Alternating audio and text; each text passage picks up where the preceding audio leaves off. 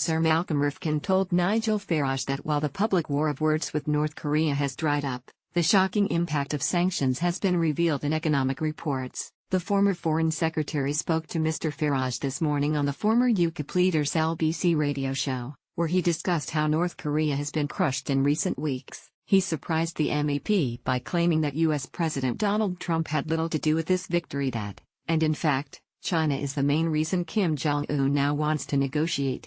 Sir Malcolm explained how China remains the key figure in the North Korean crisis, and how Beijing could extinguish North Korea in 48 hours if they wanted to. LBC, Getty. Rifkin told Farage how North Korea could be wiped out within just 48 hours. Speaking to Mr. Farage, Sir Malcolm said, "The single most important reason why Kim Jong-un is talking about denuclearization, about negotiations, is not Trump or America, it is China.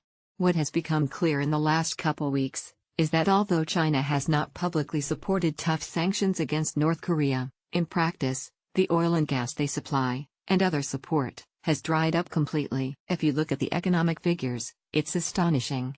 They have put a huge squeeze on Pyongyang, and that is why Kim turned up in Beijing trying to be constructive and helpful.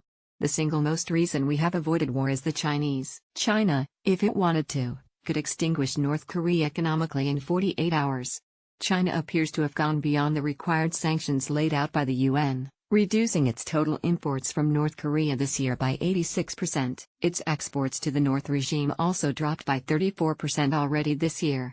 China accounts for almost 80% of the North's total trade. Getty. Sir Malcolm explained how China remains the key figure in the North Korean crisis. China, if it wanted to, could extinguish North Korea economically in 48 hours. Sir Malcolm Rifkin, when pressed on whether President Trump deserved any credit for the development of the Korean crisis, Sir Malcolm said, "Well, I think he is a ghastly president. But, for a man like Kim who relies on wild threats of starting nuclear wars, when he gets a US president who uses similar threats and sounds as volatile as him, it makes him nervous.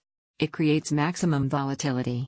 The remarks from the senior cabinet minister under Margaret Thatcher came as CNN revealed that the United States and North Korea have been holding secret, direct talks to prepare for a summit between President Donald Trump and North Korea leader Kim Jong-un. This is a sign that planning for the highly anticipated meeting is progressing, according to senior administration sources. The North Koreans are pushing to have the meeting in their capital, Pyongyang, but it remains unclear whether the White House would be willing to hold the talks there. The Mongolian capital Ulaanbaatar has also been raised as a possible location.